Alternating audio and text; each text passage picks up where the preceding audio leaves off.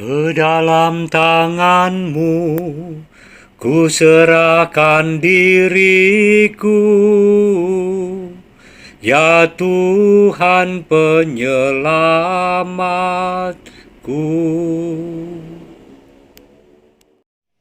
Halo untuk Anda semua, selamat memasuki Minggu Suci, selamat merayakan penebusan Tuhan, selamat merasakan cinta Allah yang tiada habisnya untuk Anda dan untuk saya. Sekarang sarapan pagi dulu.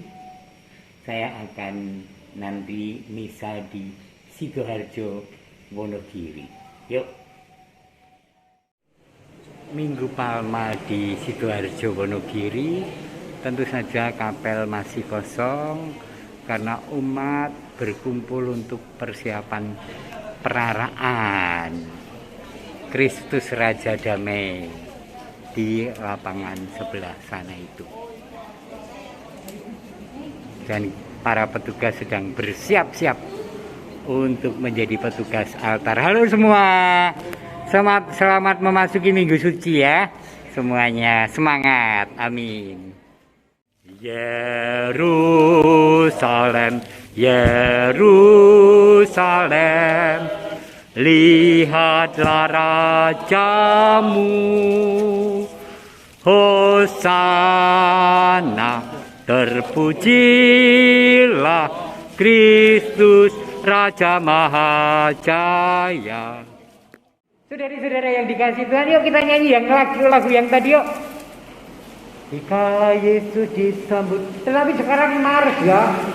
Dikala Yesus disambut di gerbang Yerusalem, umat bagai lautan dengan palma di tangan ya. Yuk kita berdiri, semangat. Minggu Palma menyambut Tuhan Yesus yang memasuki Yerusalem dan kita menyambut penebusannya.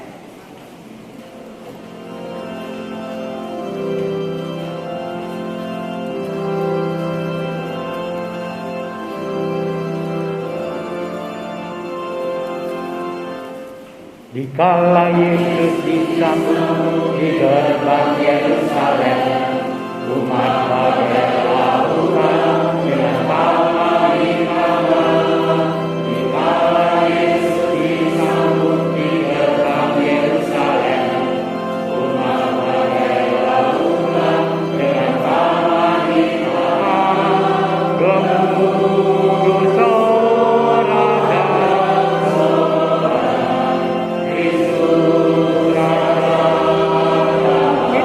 tinggi-tinggi.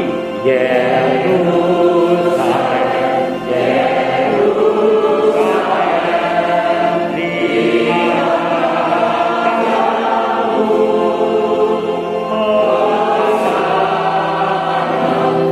Terpujilah Kristus Raja Mahajaya.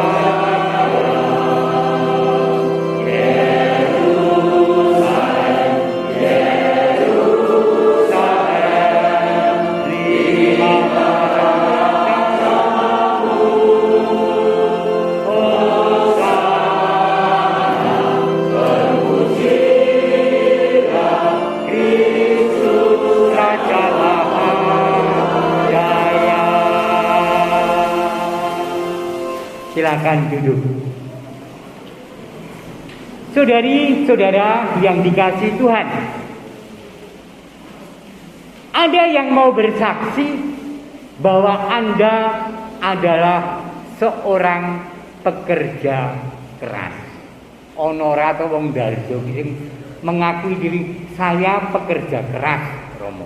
Ada yang berani tunjuk jari bahwa Anda bisa bertanggung jawab sebagai pekerja keras. Ayo, 1, 2 orang, 3 orang memberi kesaksian bahwa Anda pekerja keras untuk tujuan tertentu dan mulia. Yo, bakule bakso ndi? Bakule bakso. Bakule jamu ning ndi? Atau yo, 1 lagi, 2, stop. Yuk, Pak Joko, sini. Mrene. Ya, rasa dawa-dawa ning pertanggungjawabkan bahwa panjenengan itu pekerja ngene. pekerja keras.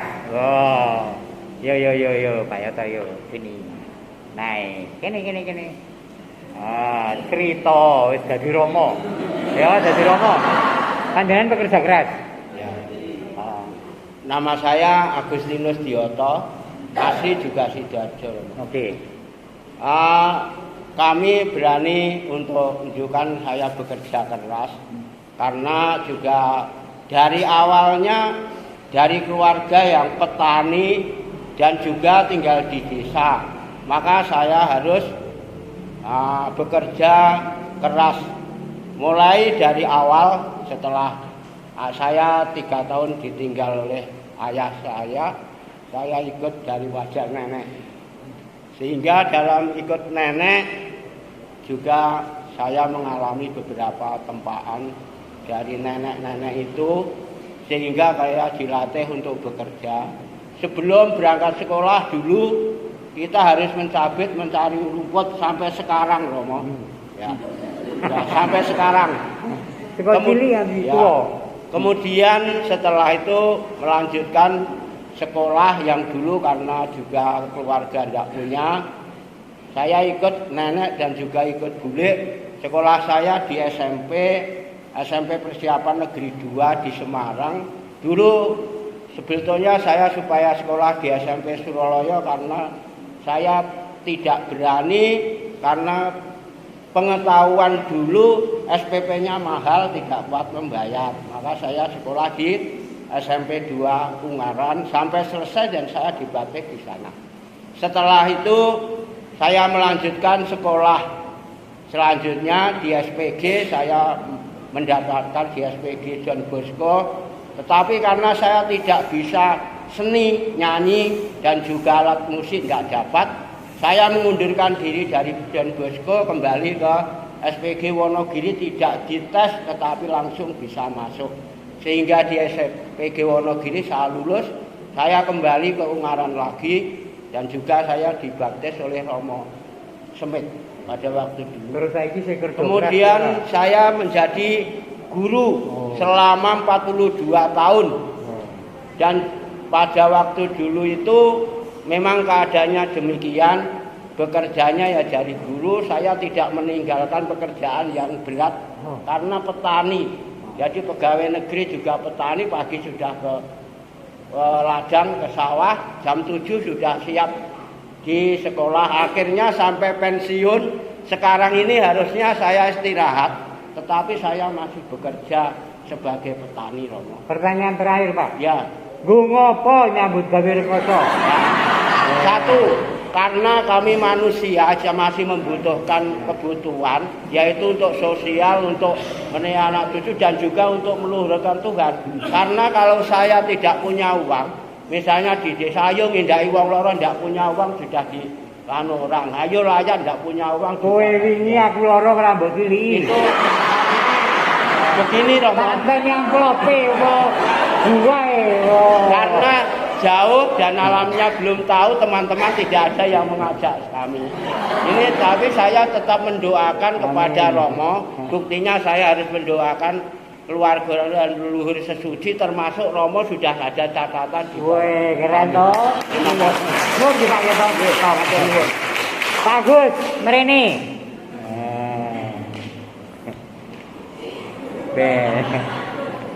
Pak Yoto memberi kesaksian bahwa hidup harus bekerja keras karena punya tanggung jawab.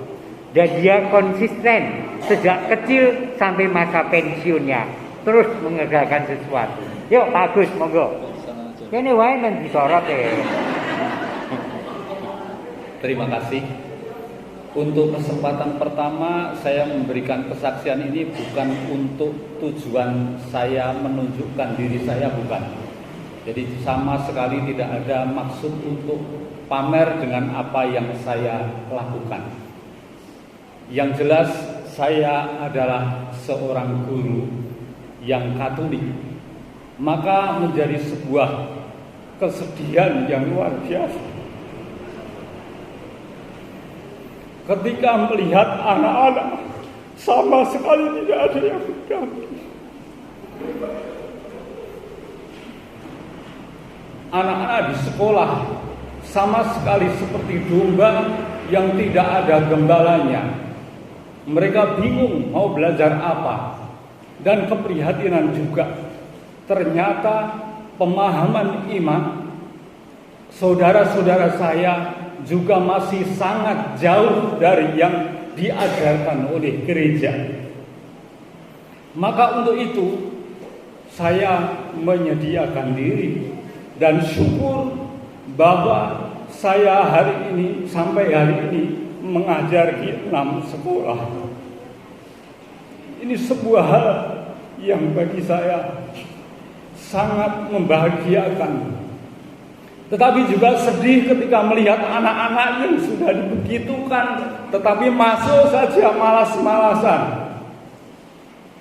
Bahkan menjadi sebuah kesedihan ketika anak-anak yang Katolik sudah dibaptis, sudah krisma, tetapi ketika menjawab soal 1-2 kalimat saja salah. Sangat berbeda dengan yang lain yang bisa menjawab 1-2 lembar lengkap dan urut. Maka ibu bapak saudara-saudara yang terkasih, niat saya itu adalah bagaimana supaya kita itu sedikit demi sedikit tahu apa yang diajarkan oleh gereja Katolik yang satu, Katolik, Apostolik dan Kudus. Gereja yang luar biasa itu. Jadi itu niat saya. Maka sebuah hal yang sangat mengharukan ketika beberapa hari yang lalu Romo, anak-anak mengatakan kepada saya, "Bapak, ayo kita Paskahan." Itu anak-anak di SMP Negeri 1 Sidoarjo yang ada 16 orang, ada yang Kristen, ada yang Katolik. Lalu saya katakan, untuk Paskahan lalu biayanya dari mana? Lalu anak-anak itu mengatakan, "Pak, saya siap puasa tidak jajan. Uang jajan saya kumpulkan untuk nanti bisa Paskahan." Apakah ini bukan sesuatu yang mengharukan? Sementara ketika saya menghadap ke sekolah dengan rencana itu mengatakan, "Pak, sekolah tidak ada anggaran." Maka apakah untuk ini saya harus berhenti? Tidak. Maka ibu bapak saudara-saudara yang terkasih, mohon tolong bagaimana anak-anaknya dilibatkan ketika doa lingkungan. Punya anak, ayo dilibatkan di doa lingkungan itu. Jangan anak-anak malah pada bersembunyi. Ini sebuah hal yang bagi saya sangat memprihatinkan. Dan saya berharap satu hal, bahwa kita semakin hari semakin bisa mengerti betapa Tuhan begitu mengasihi kita. Terima kasih. Matur nuwun. Dua kesaksian ini menjadi introduksi renungan kita. Seseorang, dua, dan kalau yang hadir ini 200 berarti 200 orang yang sama dengan yang tadi adalah Anda yang berani mengambil keputusan dan kemudian menghidupi keputusan itu dan tidak pernah goyah. Kesaksian Pak Yoto memberi inspirasi pada kita, panggilan hidup diiyakan menjadi seorang guru dan menjadi seorang petani yang sewajarnya bekerja keras untuk aneka tanggung jawab yang diembannya, bukan karena dituntut oleh orang lain, tetapi dari dirinya sendiri kemudian melakukan dalam syukur dan sukacita. Demikian juga Pak Agus memberi kesaksian betapa aku tidak harus mengajar di 6 sekolah, tetapi aku melakukannya. Bahkan mungkin aku capek, aku kehilangan waktu, aku tombok untuk melakukan semuanya itu karena panggilan dan imanku, dan aku menghidupinya dalam syukur dan sukacita. Amin. Nah, hari ini sosok Yesus manusia Yang dalam Injil juga kita dengarkan selentingan bahwa banyak konspirasi dan koalisi ingin menangkap, mengadili dan membunuh dia, sehingga kemudian banyak orang melarangnya untuk datang masuk kota Yerusalem. Tetapi Yesus tetap mengambil keputusan, aku harus ke Yerusalem dengan konsekuensi dan risikonya. Dan terjadilah itu, terjadilah keselamatan, terjadilah penebusan dari dosa-dosa dan pelanggaran kita berkat satu sosok ini. Puji Tuhan, tepuk tangan bagi Tuhan. Karena seseorang yang mengambil keputusan bukan bersumber dari dirinya sendiri, seperti kesaksian tadi dan seperti kesaksian Anda yang tidak terkatakan, orang lain terberkati. Itulah Anda diantaranya, hai para orang tua. Mengambil pilihan mempunyai istri dan memperoleh anak, dan kemudian bekerja keras untuk kesejahteraan. Mengambil pilihan menjadi seorang ibu yang sebenarnya asik dengan pekerjaan di kota, harus balik ke Wonogiri untuk ngomong anak-anak lan ngancani wong tua. Tetapi juga mengambil pilihan karena diberi anugerah anak dan tanggung jawab menghidupi juga pasangan hidup, kemudian ke Jakarta Boro. Ngapa penak-penak ora keliling gupit ontel dodolan jamu neng perumahan-perumahan. Saya menyaksikan itu kalau ke Jakarta terlalu saking pundi Bu?